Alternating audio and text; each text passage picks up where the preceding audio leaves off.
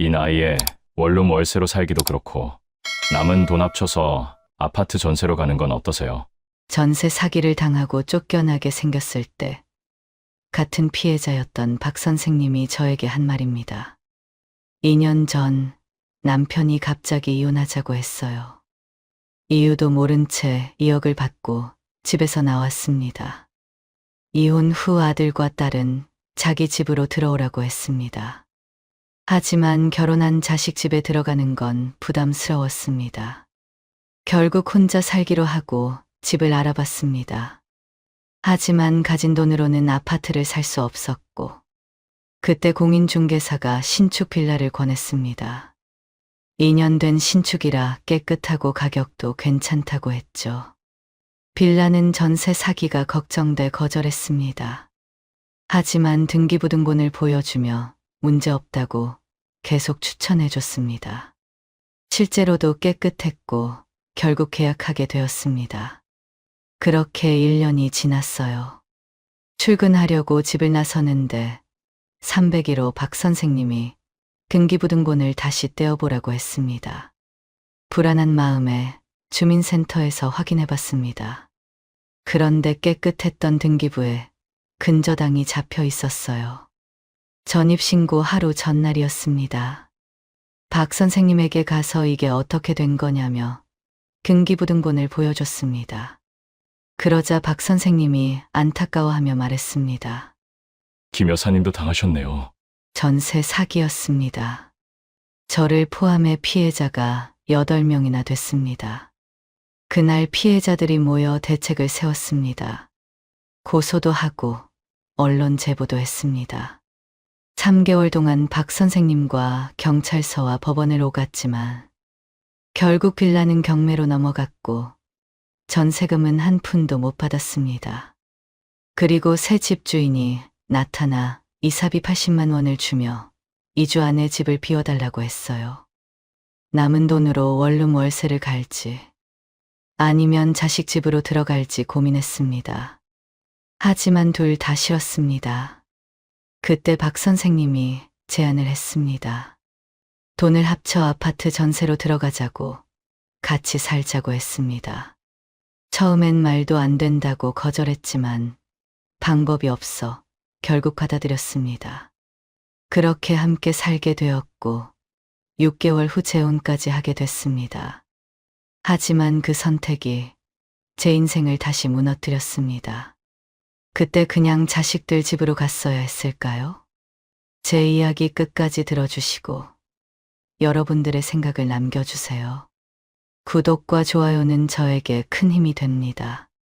안녕하세요. 63살 김혜숙입니다. 2년 전 남편이 갑자기 이혼하자고 했어요. 아침에 밥을 먹는데 남편이 숟가락을 내려놓더니 말했습니다. 우리 이혼하자고요. 저는 귀를 의심했습니다. 30년 넘게 아무 일 없이 잘 살았는데 갑자기 이게 무슨 소리인지 몰랐거든요. 이유를 물어도 남편은 대답을 안 했습니다. 그냥 더 이상 못 살겠다고만 했어요. 몇 달을 싸웠습니다. 왜 그러냐고, 내가 뭘 잘못했냐고 물어도 남편은 입을 다물었어요. 결국 저는 포기했습니다. 붙잡아봤자 소용없다는 걸 알았거든요. 남편 눈에 이미 저는 없었어요. 그렇게 61살에 이혼을 하게 됐습니다. 제 상분할금으로 2억을 받았어요. 크다면 크고 작다면 작은 돈이었습니다. 30년 넘게 살림한 대가치고는 적다고 생각했지만 더 싸울 기운이 없었어요. 그냥 빨리 끝내고 싶었습니다. 이혼 소식을 들은 아들과 딸이 난리가 났어요. 둘 다 자기 집으로 들어오라고 했습니다. 엄마 혼자 어떻게 사시냐고, 우리 집에서 같이 살자고요. 저는 싫다고 했어요. 결혼한 자식들 집에 얹혀 사는 건 못할 짓이잖아요. 61살에 이혼한 것보다 그게 더 창피한 일이었습니다. 저는 먼저 살 집을 구해야 했습니다. 2억 중에서 최대 1억 5천만 원까지만 집 구하는 데 쓰기로 했어요. 나머지 5천만 원은 비상금으로 남겨두고 싶었습니다. 이 나이에 돈 없으면 어떻게 되는지 뻔히 아니까요. 부동산을 3군데나 돌아다녔어요. 작은 아파트라도 사고 싶었습니다. 하지만 1억 5천만 원으로는 살만한 아파트가 없었어요. 3번째 부동산에서 공인중개사가 빌라 전세를 권했습니다. 위치도 좋고 지은 지 2년 된 신축 빌라라 깨끗하다고 했죠. 저는 빌라는 좀 그렇다고 거절했습니다. 근데 공인중개사가 보는 건 공짜라며 한 번만 보자고 계속 권했어요. 그 말에 넘어갔습니다. 도대체 어떤 집이길래 저러는지 한번 보고 싶기도 했거든요. 그렇게 빌라를 보러 갔습니다. 공인중개사 말대로 깨끗했습니다. 신축이라 벽도 하얗고 바닥도 반들반들했어요. 세탁기랑 냉장고랑 TV까지 다 갖춰져 있었습니다. 몸만 들어오면 되는 곳이었죠. 방도 넓었고 햇살도 잘 들어왔습니다. 창문으로 보이는 풍경도 나쁘지 않았어요. 솔직히 마음에 들었습니다. 하지만 걱정되는 부분이 있어요. 요즘 뉴스에서 빌라 전세 사기 이야기가 많이 나오잖아요. 보증금 날리고 길바닥에 앉은 사람들 이야기요. 저도 그렇게 될까 봐 무서웠습니다.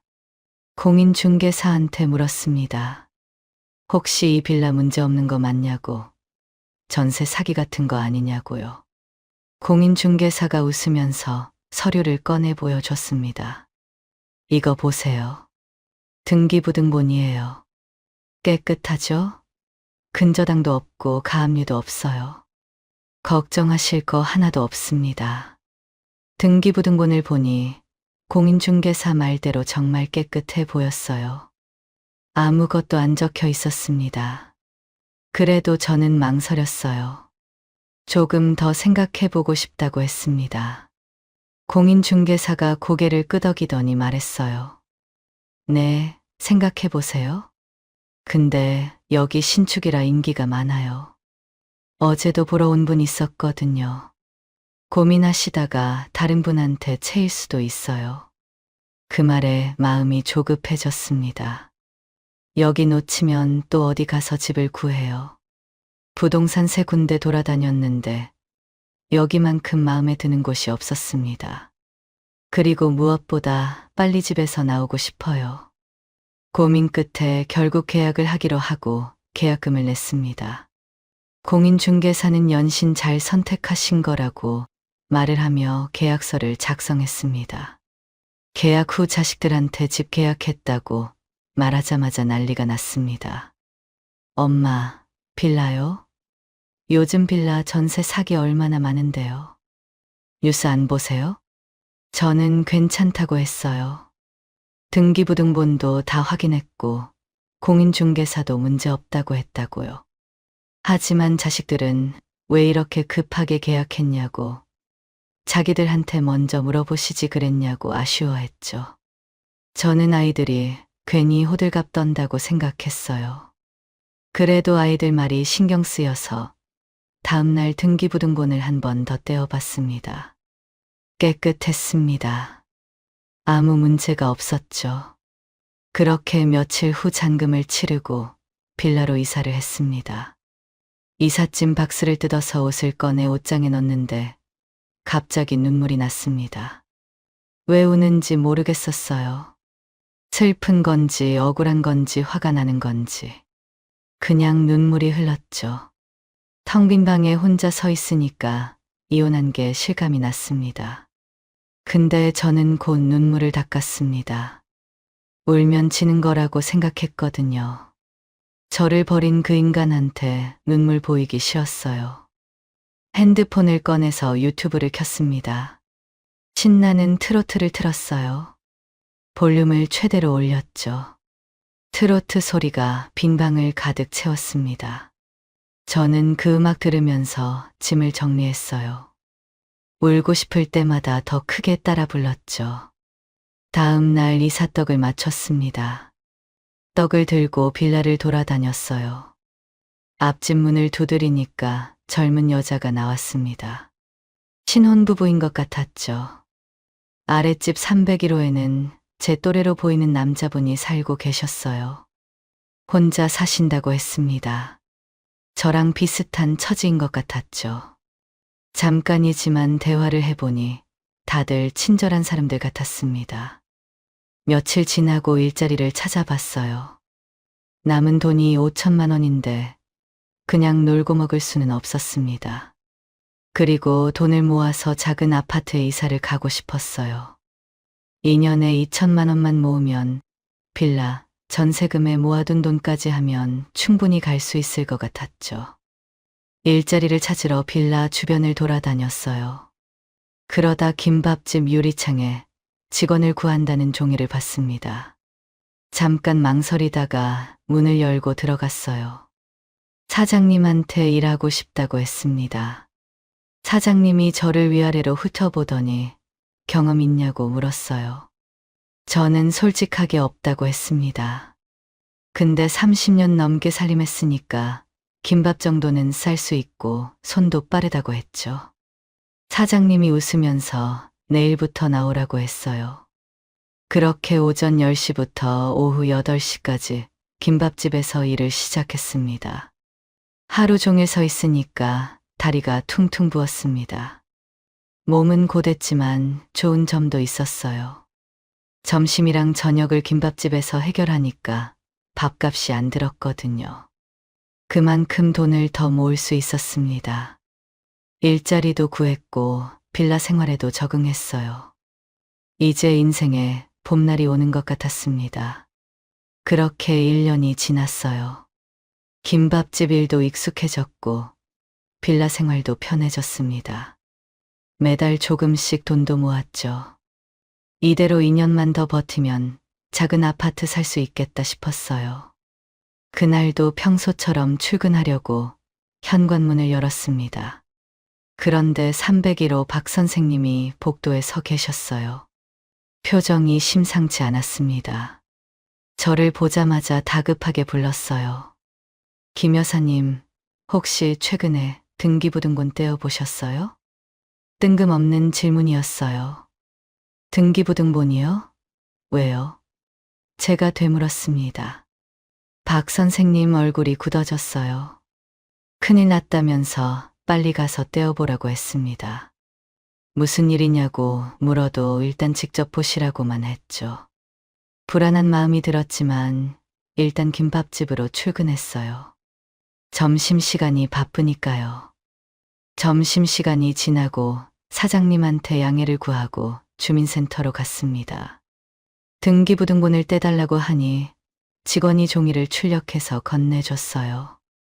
등기부등본을 받아들고 천천히 살펴보다 깜짝 놀랐습니다. 등기부등본에 근저당이 잡혀 있었어요. 1억 5천만 원. 분명 계약할 때는 깨끗했는데 이게 뭐지? 날짜를 확인해 봤어요. 제가 전입신고하기 전날로 되어 있었습니다. 손이 떨렸어요. 이게 무슨 일이지? 머릿속이 하얘졌습니다.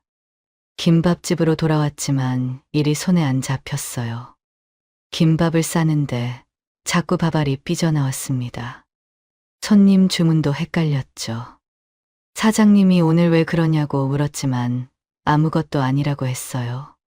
퇴근하자마자 301호로 갔습니다. 초인종을 누르니까 박 선생님이 문을 열었어요. 제 손에 들린 등기부등본을 보더니 한숨을 쉬었습니다. 김 여사님도 당하셨네요. 당하다니요. 뭘 당한 거냐고 물었어요. 박 선생님이 안으로 들어오라고 했습니다. 거실에 앉아서 차 한 잔을 따라주더니 천천히 설명했어요. 지금 집주인이 대출을 못 갚아서 빌라가 경매에 넘어가게 생겼어요. 경매요? 깜짝 놀라 그럼 어떻게 되는 거냐고 물었습니다. 박 선생님이 등기부등본을 가리키며 말했어요. 은행에서 근저당 잡은 날짜가 제가 전입신고일보다 빠르다고요. 그러니까 경매로 집이 팔려도 은행이 먼저 돈을 가져간다고 했죠. 저는 당황해서 말을 잇지 못했어요. 그럼 내 돈은요? 내 보증금은 어떻게 되는 거예요? 라고 물었습니다. 박 선생님이 고개를 저었습니다. 은행 근저당이 1억 5천이에요. 빌라가 경매로 넘어가면 잘 받아야 1억 5천인데 사실상 한 푼도 못 받으실 거예요. 저는 믿을 수가 없었어요. 이게 말이 되냐고, 어떻게 이럴 수 있냐고 소리쳤습니다. 박 선생님이 안타까운 표정으로 말했어요. 저 포함해서 김 여사님까지 피해자가 8명이에요. 집주인이 전세 사기를 친 거예요. 계약할 때는 등기부등본 깨끗한 걸 보여주고 계약금 내면 바로 은행에서 대출을 받는 수법이라고 했죠. 여기 있는 사람들 다 그렇게 당한 거라고 했어요. 머리가 멍해졌습니다. 손에서 등기부등본이 미끄러져 바닥에 떨어졌어요. 눈물이 흘렀습니다.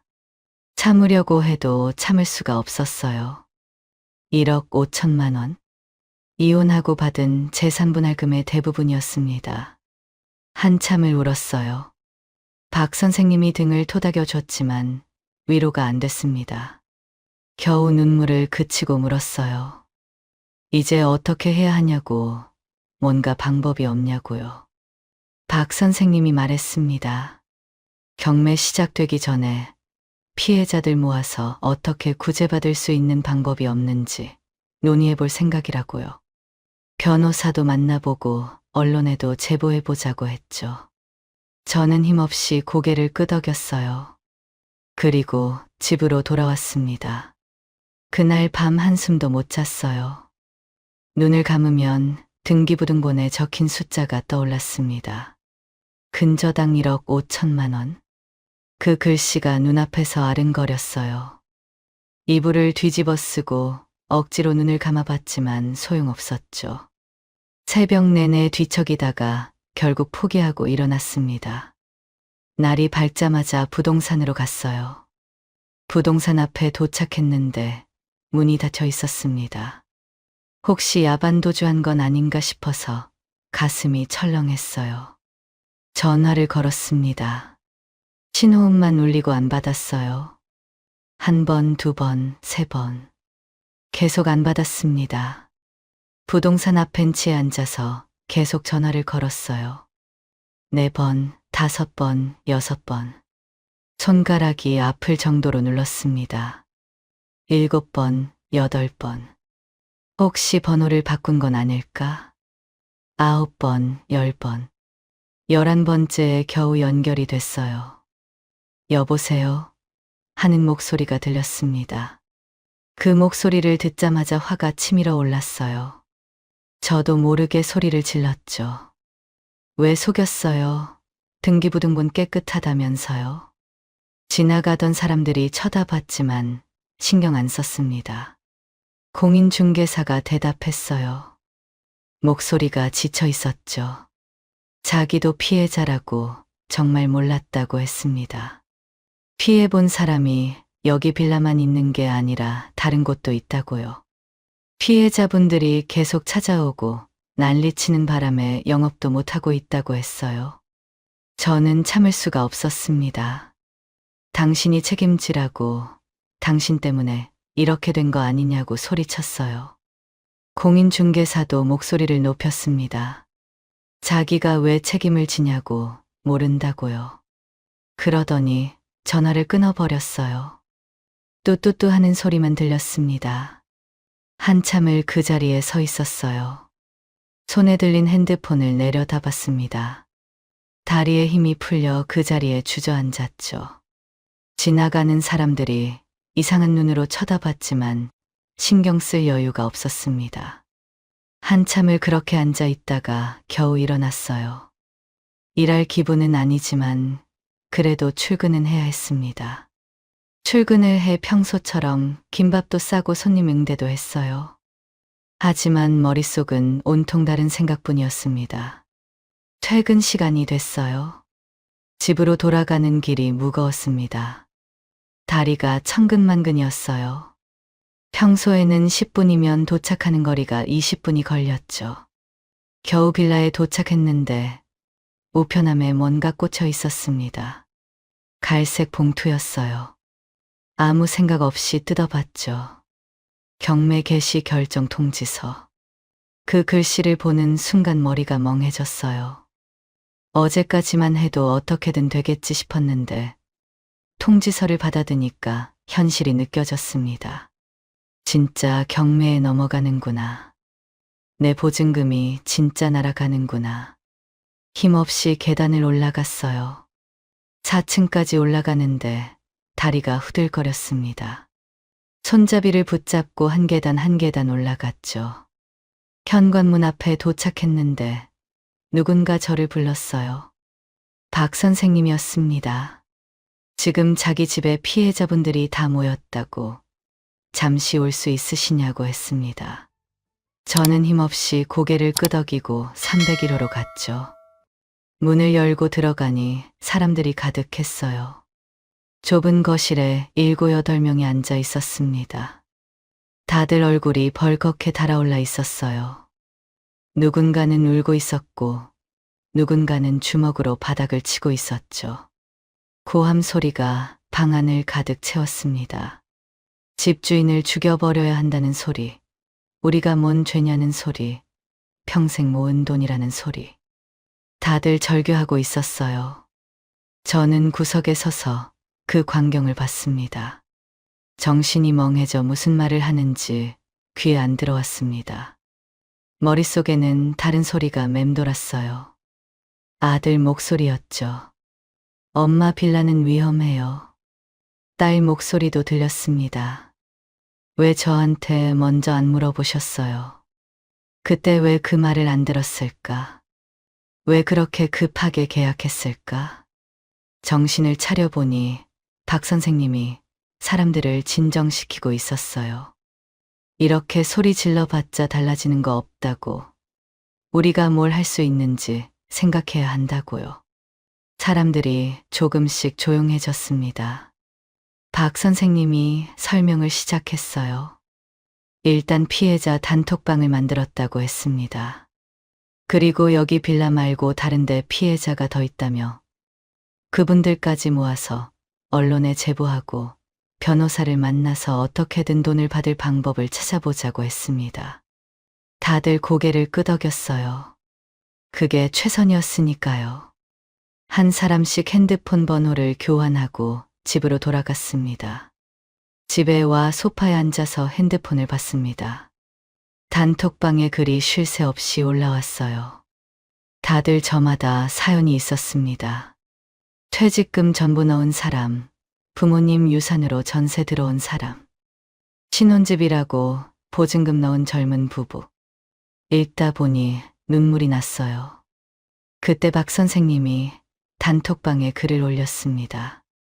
내일부터 변호사도 만나야 하고 경매 시작되면 법원도 다녀야 하는데 같이 다닐 사람이 필요하다고요.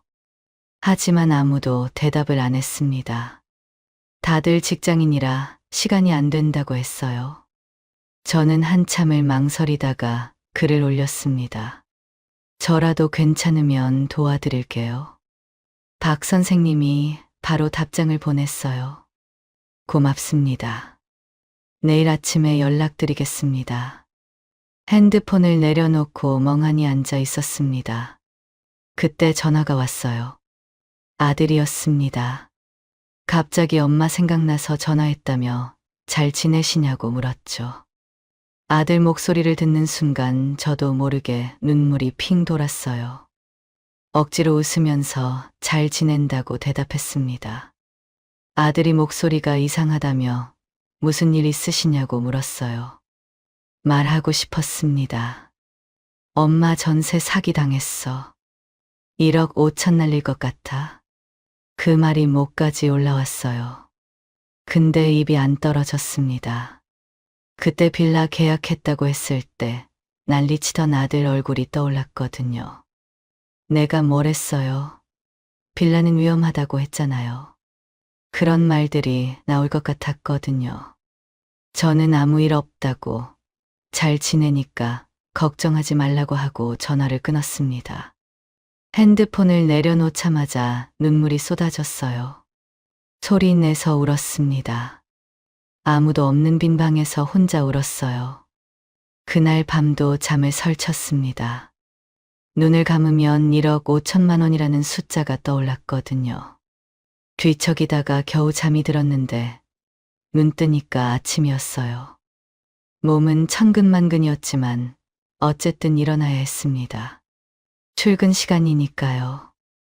무거운 몸을 끌고 김밥집에 갔어요. 사장님이 평소처럼 인사를 건넸습니다. 저는 앞치마를 매지 않고 사장님 앞에 섰어요. 할 말이 있다고 했죠. 사장님이 뭔데 하면서 저를 쳐다봤습니다. 저는 일을 그만두겠다고 말했어요. 사장님 표정이 굳어졌습니다. 갑자기 왜 그러냐고, 무슨 일 있냐고 물었어요. 저는 대답을 못했습니다. 전세 사기당했다는 말이 목까지 올라왔지만 차마 입 밖으로 안 나왔어요. 창피했거든요. 62살 먹은 게 사기를 당했다고 하면 얼마나 한심해 보이겠어요. 몸이 좀 안 좋아서 쉬고 싶어요. 겨우 그렇게 둘러댔습니다. 사장님이 갑자기 무슨 병이냐고, 병원은 가봤냐고 물었어요. 저는 대충 얼버무리면서 죄송하다고만 했죠. 사장님이 한숨을 쉬었어요. 1년 넘게 같이 일했는데 아쉽다고, 나중에 몸 좋아지면 다시 오라고 했습니다. 저는 고맙다고 인사하고 김밥집을 나왔어요. 문을 닫는 순간 눈물이 핑 돌았습니다. 겨우 적응한 일자리였는데 이제 수입도 없어지는구나 속상했죠. 그날 오후 박 선생님을 찾아갔습니다. 어떻게 도우면 될까요? 제가 먼저 물었습니다. 박 선생님이 고맙다며 말을 이었습니다. 일단 내일 부동산 사기 전문 변호사를 만나러 갈 예정입니다. 같이 가시죠. 저는 도움이 될지는 모르겠지만 알겠다고 대답했어요. 다음 날 박 선생님과 함께 변호사 사무실을 찾아갔습니다. 박 선생님이 피해자 등기부등본과 계약서를 변호사에게 건넸죠. 변호사가 서류를 한참을 읽더니 고개를 들었습니다. 표정이 좋지 않았어요. 그리고는 담담하게 말했습니다. 빌라가 경매로 넘어간 이상 전세금을 돌려받기는 어렵습니다. 은행 근저당이 먼저라서 우선권이 없다고 했죠. 알고 있던 얘기였지만 변호사 입에서 직접 들으니까 가슴이 무너지는 것 같았어요. 박 선생님이 진짜 아무 방법이 없냐고 물었습니다. 변호사가 잠시 생각하더니 말했어요. 일단 돈과 별개로 집주인을 사기죄로 고소하라고요. 이렇게 많은 피해자가 나온 걸 보면 의도적으로 사기를 친 거라고 했어요. 그리고 피해자가 이렇게 많으면 공인중개사도 한패일 수 있다고 했습니다. 공인중개사도 함께 고소하면 경찰이 조사를 할 거라고요. 저는 조심스럽게 물었습니다. 그럼 돈은 조금이라도 돌려받을 수 있는 건가요? 변호사가 말끝을 흐렸습니다. 현실적인 방법은 집주인의 다른 재산이나 계좌를 압류 신청하는 거라고요.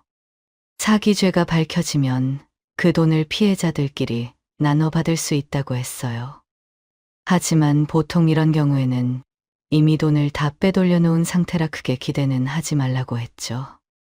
박 선생님이 단호하게 말했습니다.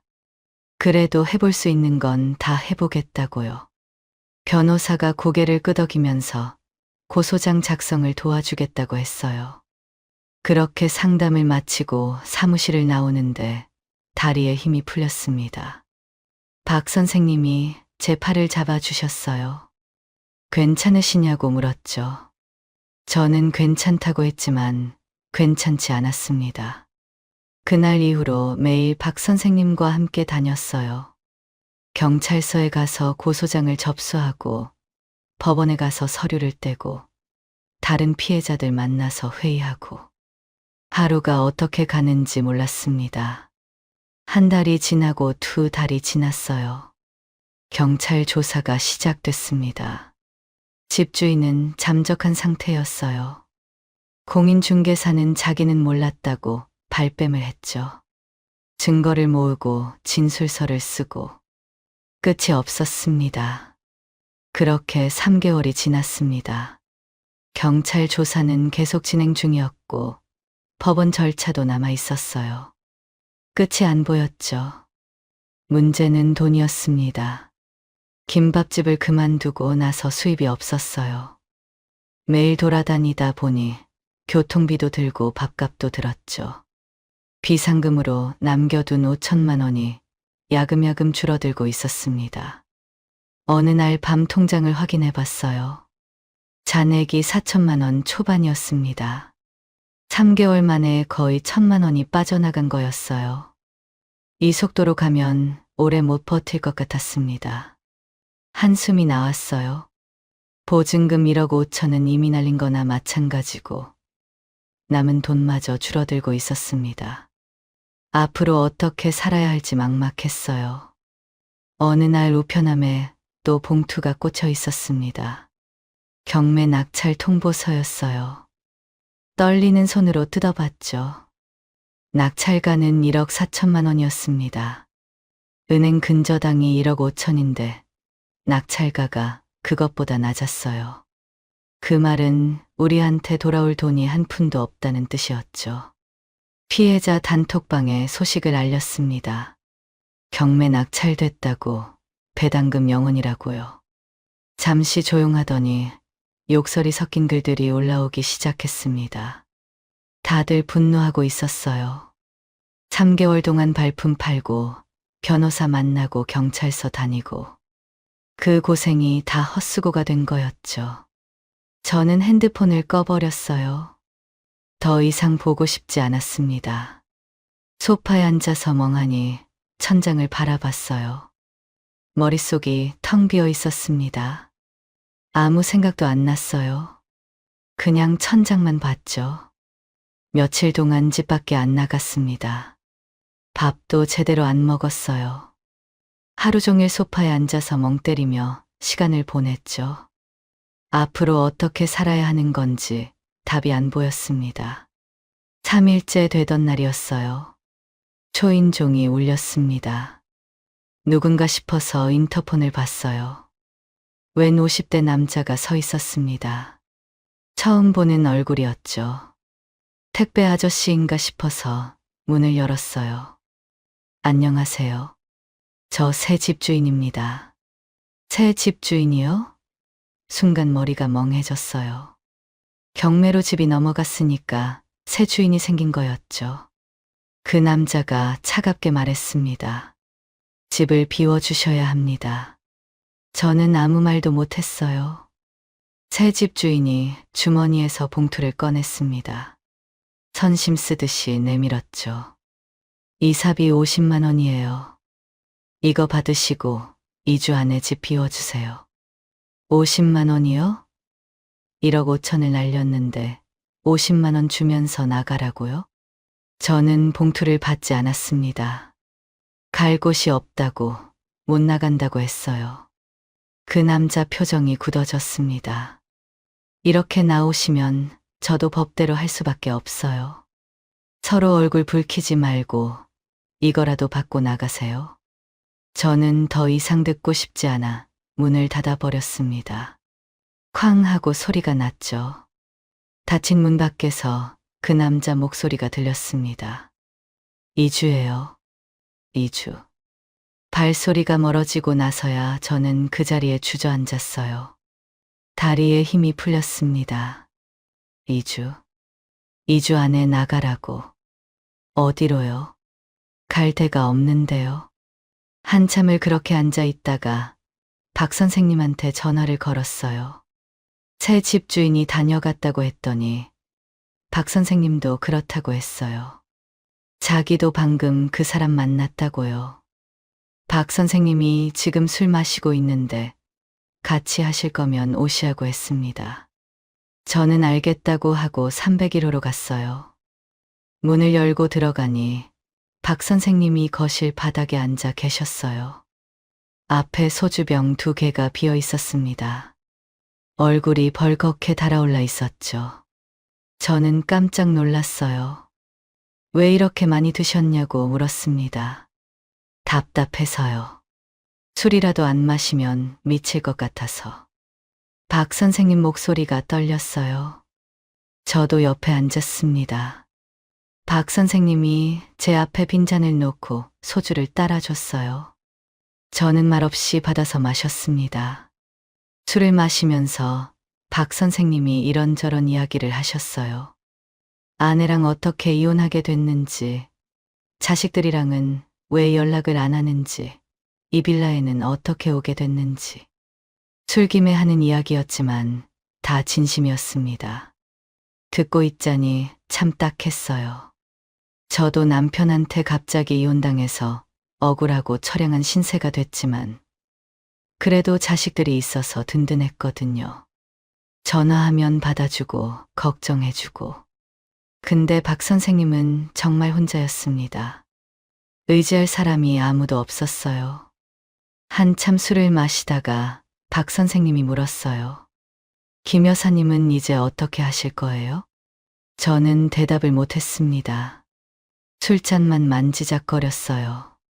한참을 뜸들이다가 겨우 입을 열었죠.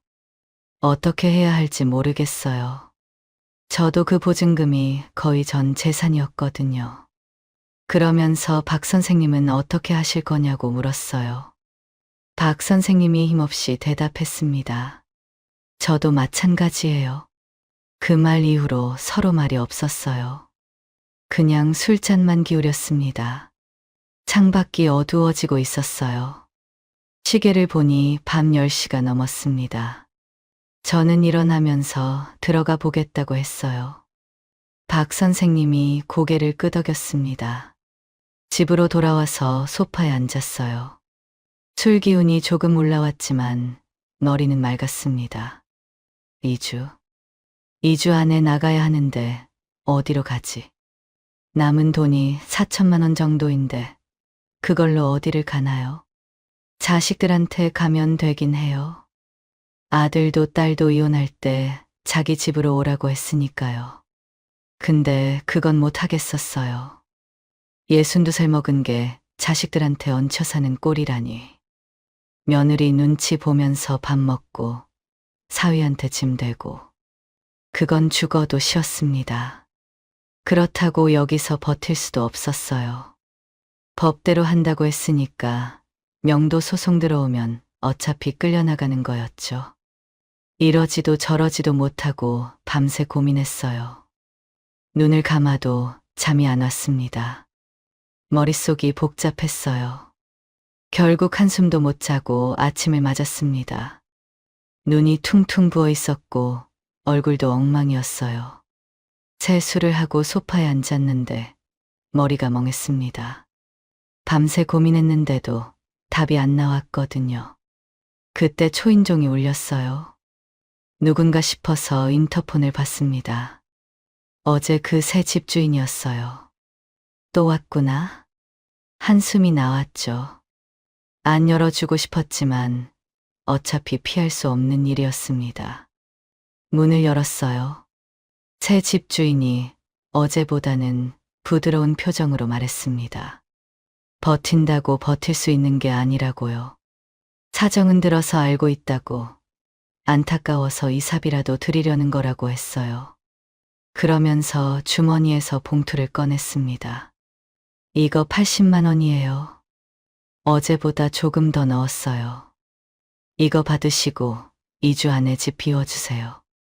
저는 봉투를 내려다봤어요. 어제는 50만 원이었는데 오늘은 80만 원? 30만 원을 더 얹은 거였죠.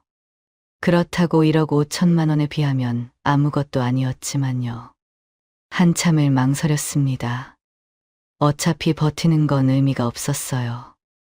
명도 소송 들어오면 끌려나가는 거고 그때 가서 더 창피당하느니 지금 받는 게 나았죠.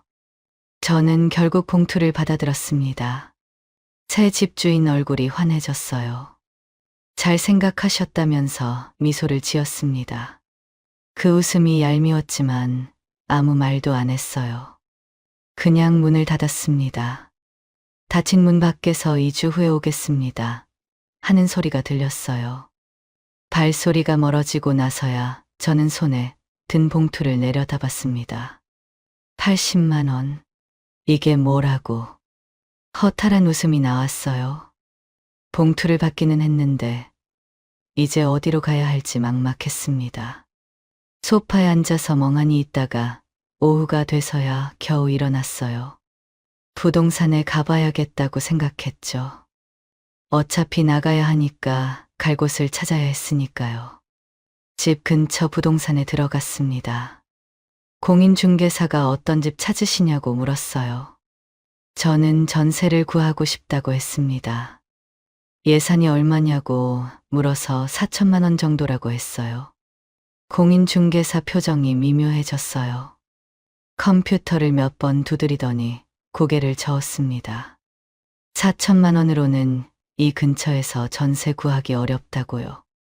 아무리 작은데도 최소 7, 8천은 있어야 한다고 했어요.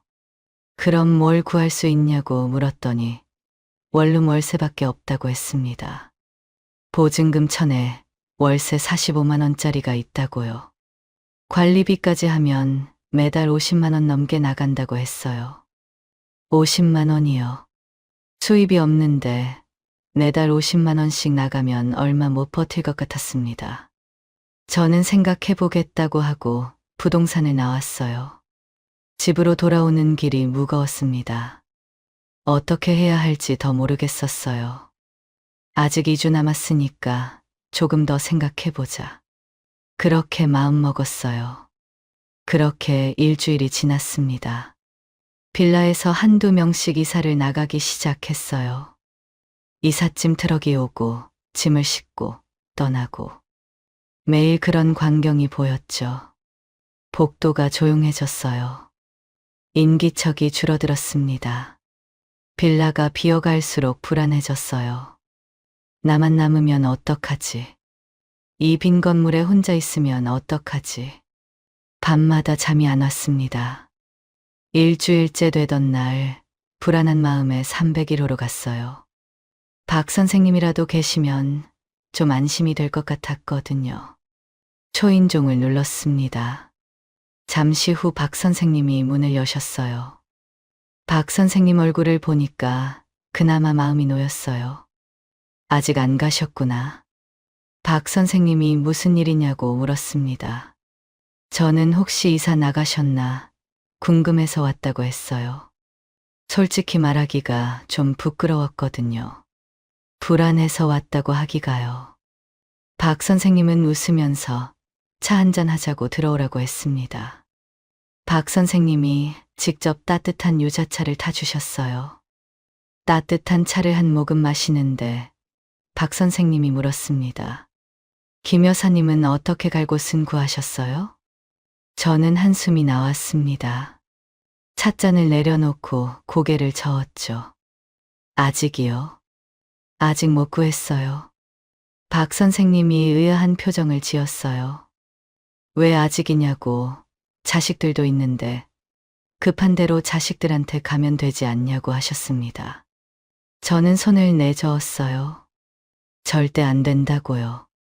이 나이 먹고 자식들한테 민폐 끼칠 수 없다고 했죠. 박 선생님이 고개를 끄덕이셨어요. 이해한다는 표정이었습니다. 저도 박 선생님한테 물었습니다. 박 선생님은 어떻게 갈 곳 구하셨어요?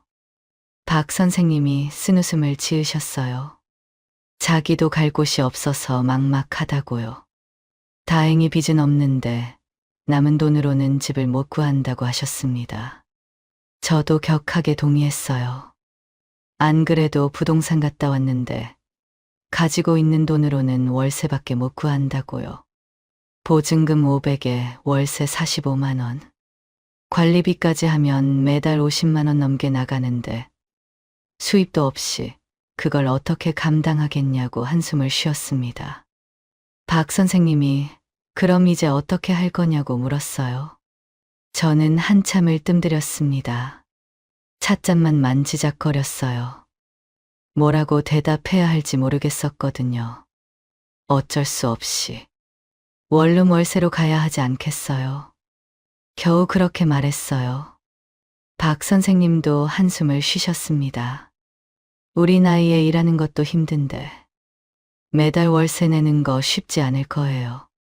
그러면서 나라에서 하는 임대주택도 있다고 하셨어요. 그쪽도 알아보고 계신다고요. 근데 지금 신청해도 3개월 이상 걸리기 때문에 그동안 어떻게 해야 할지 고민이라고 하셨습니다. 3개월이요. 당장 일주일 안에 나가야 하는데 3개월이라니. 그건 우리한테 해당 안 되는 얘기였죠. 둘 다 말이 없어졌어요. 그냥 차만 마셨습니다. 창밖으로 해가 지고 있었어요. 방이 어두워지는데도 불을 켜지 않았습니다. 그냥 그렇게 앉아 있었죠. 그렇게 3일이 더 지났어요. 빌라가 조용해졌습니다. 복도에서 발소리가 안 들렸어요. 아이들 뛰어다니는 소리, 문 여닫는 소리, TV 소리. 그런 게 다 사라졌죠. 이제 전세 피해자 중에서 박 선생님이랑 저만 남았습니다. 남은 기한은 4일. 마음이 조급해졌어요. 더 이상 미룰 수가 없었습니다. 답답한 마음에 다시 부동산에 가보려고 집을 나섰어요. 계단을 내려가는데 1층에서 누군가 올라오고 있었습니다. 새 집주인이었어요. 새 집주인이 저를 보더니 인사를 했습니다. 어떻게 갈 곳은 정하셨냐고 물었어요. 저는 대답 안 하고 그냥 지나쳤습니다. 그렇게 부동산에 갔습니다. 혹시 전세 나온 거 없냐고 물었어요. 공인중개사가 컴퓨터를 두드리더니 고개를 저었습니다. 4천만 원으로는 역시 힘들다고요. 그러면서 괜찮은 원룸이 하나 있다고 했어요. 지난번에 말씀드린 것보다 좀 더 싼 데가 나왔다고요. 보증금 500에 월세 40만 원? 관리비 포함이라고 했죠. 저는 생각해보겠다고 하고 나왔습니다. 집으로 돌아오는 길에 생각했어요.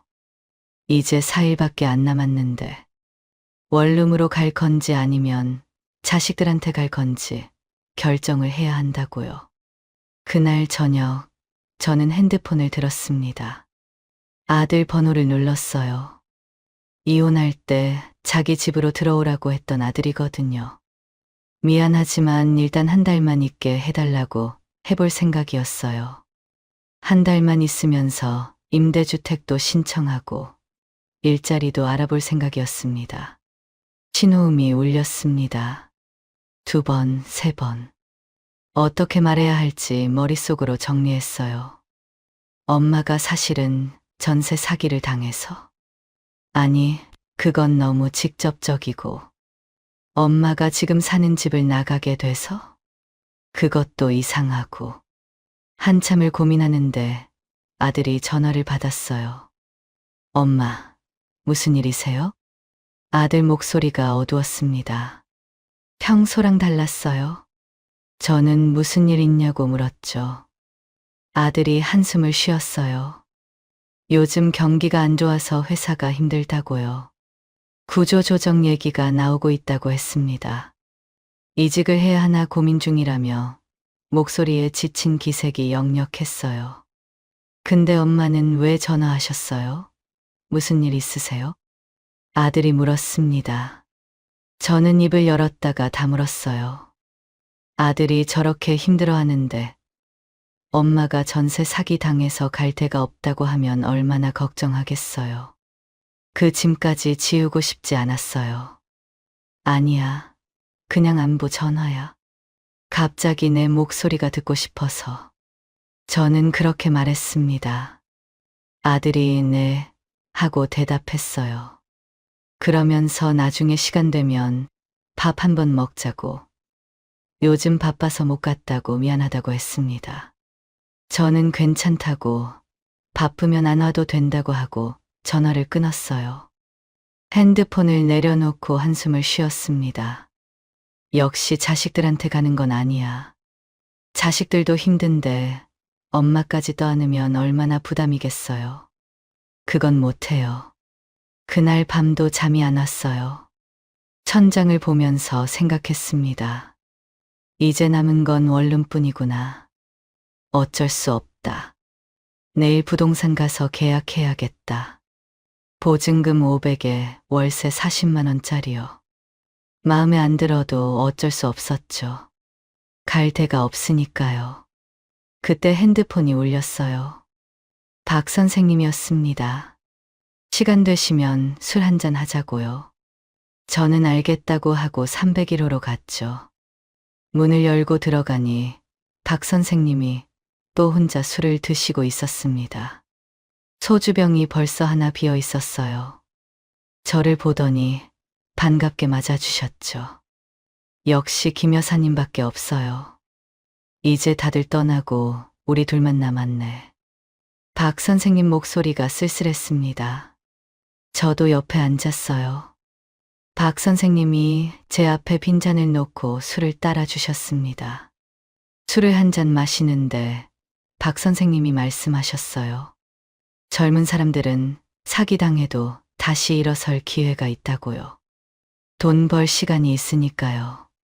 근데 우리같이 나이 든 사람은 사기당하면 끝이라고, 다시 모을 시간이 없다고 했죠. 저도 맞다고 했어요. 진짜 그랬거든요. 20대, 30대면 다시 일해서 모으면 되지만 60대는 달랐습니다.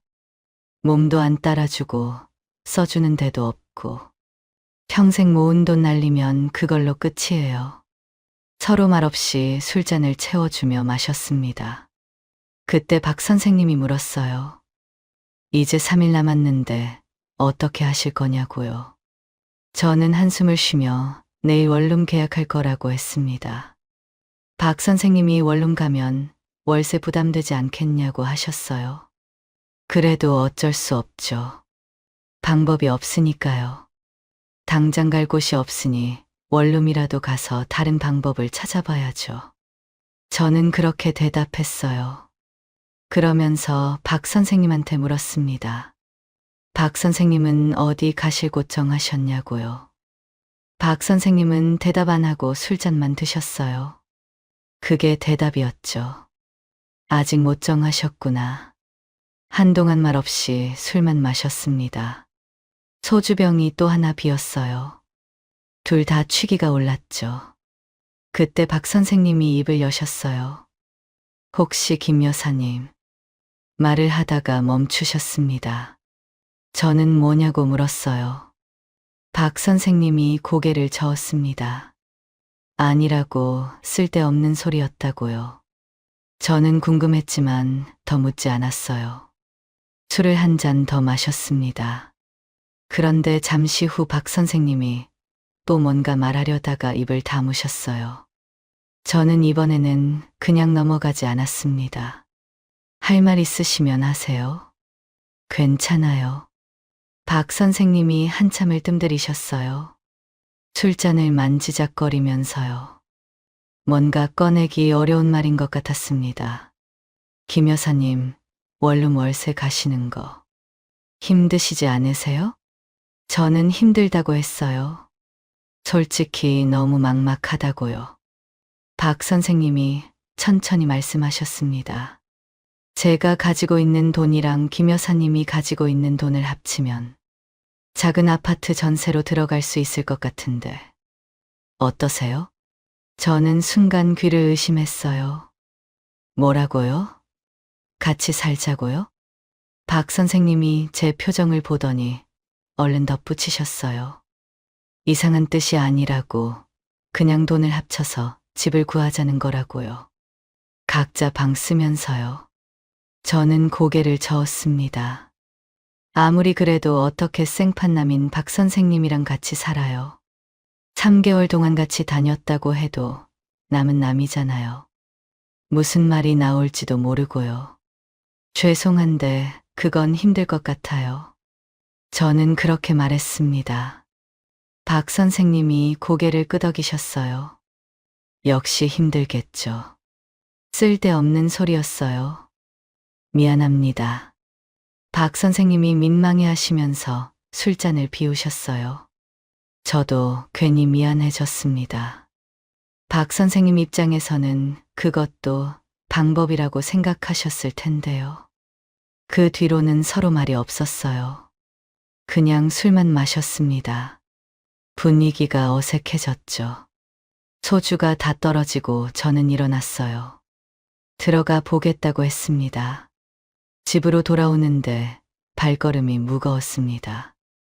박 선생님 말이 계속 맴돌았어요. 돈을 합치면 아파트 전세로 들어갈 수 있다. 그 말이요. 안 된다고 했지만 솔직히 흔들렸어요. 원룸 월세 40만 원씩 내면서 사는 거랑 아파트 전세로 들어가는 거랑 당연히 전세가 나았죠. 월세 안 내도 되니까요. 근데 그래도 남자랑 같이 사는 건. 집에 들어와서 소파에 앉았어요. 한숨이 나왔습니다. 머릿속이 복잡했어요. 다음 날 아침 일어나자마자 부동산에 가기로 마음먹었습니다. 이제 진짜 미룰 시간이 없었거든요. 부동산에 도착해서 문을 열고 들어갔습니다. 어제 말한 그 원룸을 보여달라고 했죠. 공인중개사는 잠시 기다리시라고 했습니다. 오늘 오전에 원룸 보신다는 분이 한 분 더 계신다고요. 그분 오시면 같이 안내해드리겠다고 했어요. 저는 알겠다고 하고 의자에 앉았습니다. 5분쯤 지났을까요? 부동산 문이 열리면서 누군가 들어왔어요. 고개를 돌려봤습니다. 박 선생님이었어요. 저도 놀랐고 박 선생님도 놀란 표정이었습니다. 서로 마주 보면서 멍하니 있었죠. 어쩐 일이시냐고 물었더니 집 보러 왔다고 하셨어요. 공인중개사가 말한 그분이 박 선생님이었던 거였습니다. 공인중개사가 두 분 아시는 사이시네요. 하면서 웃었어요. 같은 빌라에 사셨구나 하면서요. 그럼 같이 보러 가시죠 하면서 일어났습니다. 세 군데를 돌아봤어요. 세 군데 다 돌아보고 나니까 마음이 착착해졌습니다. 신축 빌라에서 1년 넘게 살았잖아요. 넓은 거실에 큰 창문, 햇살 잘 드는 방, 세탁기 냉장고 다 갖춰진 깨끗한 집. 그런 데서 살다가 이런 데로 가야 한다니. 눈물이 날 것 같았습니다. 공인중개사가 어떠시냐고 물었어요. 저는 고민 좀 해보겠다고 했습니다. 박 선생님도 마찬가지로 생각해보겠다고 하셨죠. 공인중개사가 알겠다면서 천천히 결정하시라고 했어요. 부동산에 나와서 박 선생님이랑 나란히 걸었습니다. 한동안 말이 없었어요. 둘 다 같은 생각을 하고 있었겠죠. 저 집들 중에 하나에서 살아야 한다는 거요. 박 선생님이 먼저 입을 여셨어요. 오늘 보신 원룸 중에 어디가 제일 마음에 드셨어요? 저는 솔직하게 대답했습니다. 사실 하나도 마음에 안 들었어요. 박 선생님이 고개를 끄덕이셨어요. 자기도 그렇다고요. 이 나이 먹고 원룸 월세 사는 것도 아닌 것 같다고 하셨습니다. 40년 넘게 일하고 자식 키우고 그렇게 살았는데 결국 원룸 신세라니. 자괴감이 든다고요. 저도 격하게 공감했어요. 정말 그랬거든요. 잠시 침묵이 흘렀습니다. 그러다 박 선생님이 조심스럽게 말씀하셨어요. 혹시 어제 했던 이야기 있잖아요. 저는 멈춰 섰어요. 박 선생님을 쳐다봤습니다. 보증금 합쳐서 전세로 가자는 말이냐고 물었죠. 박 선생님이 고개를 끄덕이셨어요. 요즘 젊은 친구들은 쉐어하우스하고 집 하나에 모르는 사람 두세 명씩 같이 살더라고요. 우리도 그렇게 하면 안 될까 싶어서요. 아무리 생각해도 원룸 월세는 답이 아닌 것 같아서요. 어제는 안 된다고 했었어요. 생판남이랑 어떻게 같이 사냐고요. 근데 오늘 원룸 세 군데를 돌아보고 나니까 생각이 달라졌습니다. 곰팡이 피는 반지하, 햇빛 안 드는 방, 화장실도 못 들어가는 집.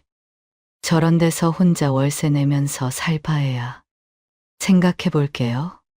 저도 모르게 그렇게 대답했어요. 어제는 절대 안 된다고 했는데 오늘은 그 말이 안 나왔습니다. 현실 앞에서 자존심이 무슨 소용이에요. 박 선생님은 천천히 생각해 보시고 내일까지 답을 달라고 했습니다. 집에 돌아와서 소파에 앉았습니다. 머릿속이 복잡했어요. 원룸으로 들어갈까? 박 선생님 말대로 둘이 합쳐서 전세로 들어갈까? 박 선생님은 좋은 사람이에요. 3개월 동안 매일 같이 다니면서 그건 확실히 알았죠. 근데 같이 사는 건 또 다른 문제잖아요. 같은 공간에 계속 있으면 불편할 것 같기도 하고요. 아침에 화장실 쓰는 것도 눈치 봐야 하고 밥 먹는 것도 신경 쓰이고. 근데 또 생각해보면 어차피 집 구하면 다시 일을 해야 해요. 돈이 없으니까요. 서로 일하면 아침에 나갔다가 저녁에 들어오고 집에서는 저녁에만 잠깐 보면 되는 거잖아요. 밥도 각자 해 먹으면 되고요. 그렇게 생각하니까 못할 것도 없는 것 같았어요. 그때 초인종이 울렸습니다. 누군가 싶어서 인터폰을 봤어요. 새 집주인이었습니다. 또 왔구나. 한숨이 나왔지만 문을 열었죠. 새 집주인이 저를 보더니 말했어요. 아직 안 나가셨네요. 하면서요. 2일 남으셨다고 했죠. 저는 알고 있다고 걱정 말라고 하고 문을 닫았습니다. 문을 닫고 나니 심장이 쿵쾅거렸어요. 2일. 더 이상 미룰 수 없었습니다. 소파에 앉아서 한참을 고민했어요. 원룸 월세 40만 원씩 내면서 혼자 살까? 박 선생님이랑 같이 살까? 오늘 봤던 원룸들이 떠올랐어요. 곰팡이 피는 반지하, 햇빛 안 드는 방. 저런 데서 혼자 살 자신이 없었습니다. 저는 일어나서 301호로 갔어요. 초인종을 눌렀습니다. 박 선생님이 문을 열었죠. 박 선생님, 말씀하신 쉐어하우스요. 해볼게요. 박 선생님 얼굴이 환해졌어요. 잘 생각하셨다면서요. 안으로 들어오라고 하셨습니다. 거실에 앉아서 박 선생님이 물었어요. 얼마 가지고 계시냐고요. 저는 4천만 원 있다고 했어요. 박 선생님은 자기는 5천만 원 있다고 하셨습니다. 합치면 9천만 원? 그 돈으로 전세를 구해보자고 하셨어요. 바로 부동산으로 갔습니다. 공인중개사한테 9천만 원으로 아파트 전세 가능하냐고 물었어요. 공인중개사가 고개를 저었습니다. 9천으로는 어림없다고, 작은 빌라 전세 정도가 가능하다고 했죠. 빌라요? 저랑 박 선생님이 동시에 손을 내저었어요. 절대 안 된다고요. 빌라 때문에 이 고생을 했는데 또 빌라라니요. 외곽이라도 좋으니까 아파트로 알아봐 달라고 했습니다. 공인중개사가 컴퓨터에서 무언가를 찾더니 어디론가 전화를 했어요. 한참 통화하다가 끊고 저희를 보며 말했습니다. 저기 외곽에 오래된 19평 아파트가 하나 있는데요. 보증금 9천만 원에 월세 20만 원? 집주인이 가능하다고 하는데 어떠세요? 저랑 박 선생님은 서로 쳐다봤어요. 생각할 것도 없었습니다. 좋다고 했죠. 그렇게 계약을 했어요. 이사 날짜를 잡고 짐을 쌌습니다. 빌라에서 나올 때 뒤를 안 돌아봤어요. 미련 같은 거 없었거든요. 그냥 빨리 떠나고 싶었습니다. 그렇게 다음날 바로 아파트로 짐을 옮겼습니다. 이사한 아파트는 오래되긴 했지만 깨끗했어요. 햇빛도 잘 들어왔죠. 집에 들어서니 안심이 되면서도 박 선생님이랑 같이 있으려니 어색했어요. 그때 박 선생님이 먼저 말씀하셨습니다. 서로 공간을 정하자고요. 방이 2개였는데 제가 큰 방 쓰고 박 선생님이 작은 방 쓰기로 했습니다. 규칙도 정했어요. 자기가 먹은 건 자기가 설거지하고, 빨래는 모아서 한 번에 돌리고, 청소는 번갈아 하고, 첫날 밤 거실에 앉아서 술 한잔 했어요. 새 출발이라면서요. 박 선생님이 소주를 따라 주셨습니다. 잔을 부딪히며 앞으로 잘해보자고 했어요. 다음 날부터 일자리를 찾아봤습니다.